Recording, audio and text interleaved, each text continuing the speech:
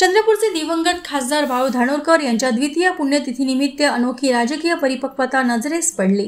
बाळूभाऊ धानोरकर मित्र परिवाराच्या वतीने वरोरा येथे आयोजित कार्यक्रमात सर्वपक्षीय लोकप्रतिनिधी सहभागी झाले।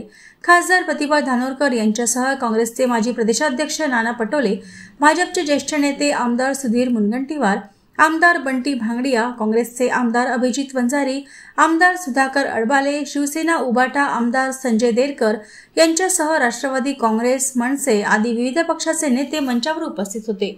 या सर्वांगी दिवंगत खासदार बाळू धानोरकर यांच्या आठवणी जागविल्या। काँग्रेसचे दिग्गज नेते आमदार विजय वडेट्टीवार मात्र जिल्ह्यात असूनही या कार्यक्रमाला अनुपस्थित होते। यावर नाना पटोले यांनी हा राजकीय कार्यक्रम नव्हे असे म्हणत वेळ मारून नेली, तर स्वतः खासदार प्रतिभा धानोरकर यांनी त्यांना स्पष्ट विचारले होते, मात्र वडेट्टीवार यांचा दुबई दौरा असल्याने ते निमंत्रित नव्हते असे स्पष्ट केले। चित्र या ठिकाणी आहे, सगळ्या पक्षीय लोक या ठिकाणी पाहिलेले आहे।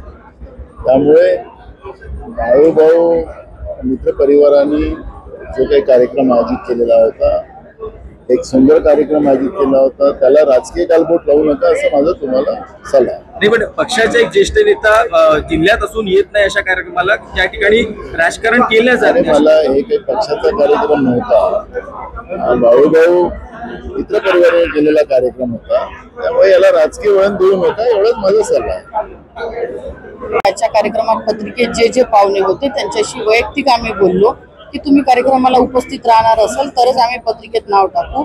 या संदर्भात विजूभाऊला देखील फोन केला, त्यांनी सांगितलं की मी या कार्यक्रमाला हजर राहू शकत नाही, कारण मी इथं नाहीये, मी बाहेर जाणार आहे, म्हणून त्यांचं नाव या पत्रिकेत टाकलं नाही। बाकी सगळे जे काही आमदार असतील, खासदार असतील, त्यांचे ज्यांचे नाव टाकले ते उपस्थित राहणार होते, म्हणून सगळ्यांचे नाव टाकले। आणि विजूभाऊ हे या जिल्ह्याचे नेते आहेत, त्याच्यामुळे त्यांना डावलण्याचा किंवा असा कुठलाही उद्देश आमचा अजिबात नव्हता। त्यांच्याशी वैयक्तिक बोलणं झालं आणि त्यांनी सांगितलं की मी हजरच राहू शकत नाही, त्याच्यामुळे नाव टाकायचा प्रश्नच येत नाही। पण ते जिल्ह्यातच होते दिवसभर आणि संध्याकाळी नागपूरला गेले। नाही, पण त्यांच्याशी बोलणं झालं होतं, त्यांनी सांगितलं की 30 तारखेला मी हजर नाही आहे। माझा भाऊ प्रवीण काकडे हा स्वतः फोन लावून त्यांच्याशी बोलला, त्याच्यानंतर मी पण त्यांना फोन केला आणि हेही विचारलं की तुम्ही राज्यात आहे की आउट ऑफ स्टेशन आहे, तर त्यांनी सांगितलं की मी इथं नाहीच आहे, मी बाहेर जाणार। पण जिल्ह्यात असूनही ते आले नाही, त्याच्याबद्दल काय सांगाल? त्याच्याबद्दल तो त्यांचा प्रश्न आहे, त्याच्याबद्दल मी सांगू शकत नाही।